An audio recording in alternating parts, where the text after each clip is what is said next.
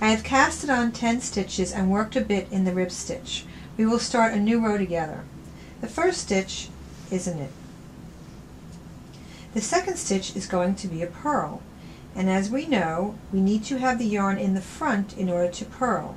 So this is very important. There is only one way to bring your yarn to the front, and it's always going to be between the two needles. So here we go. Come between the two needles to position your yarn in the front to purl. Now let's purl. So back to front, we cross, we wrap, and back out. Now our yarn is left in the front after we finish purling, but we needed to go to the back to make our knit stitch. So once again, between the two needles to the back, and now we can knit. Next stitch is a purl, so again back between the needles, so your yarn is in the front, and purl your stitch, and back between the two needles to knit, and back between to purl. Please make sure to look at your work.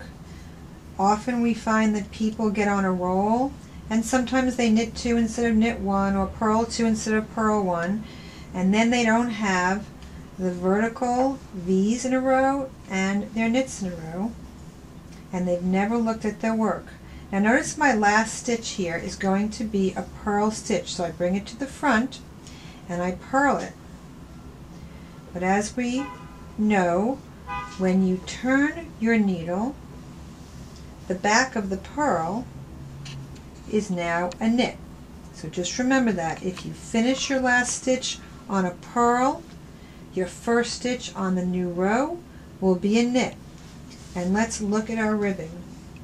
We have vertical rows of V's, which we know are knits, and we have rows of purls, which are bumps. I want you to look at your work before you start a new row. Never look at the first stitch, because as we discussed in our knitting video, sometimes that first stitch can be a little distorted until you work it. So either go from the middle or go from the back and work towards the front of the needle if you need to figure out what stitch you're up to. So here are V's, so we know that's a knit stitch, and here's a bump, so we know that's a purl. V's are knit, bumps are purls, V's are knits, bumps are purls, V's, bump, so this first stitch must be a knit. So once again, we knit 1 and bring the yarn to the front between the two needles and purl, and back to knitting.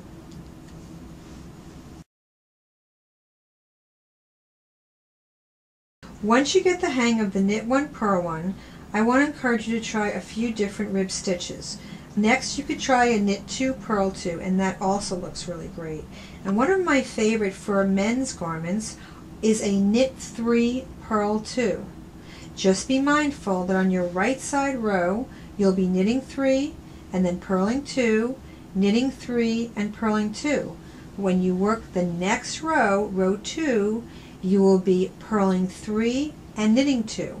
Remember, the opposite of a knit is a purl. So look at your work and make sure you're aware if you're supposed to knit or if you're supposed to purl. Hopefully you'll be able to make beautiful combinations with these 2 stitches. See you next time when we teach you how to increase and decrease.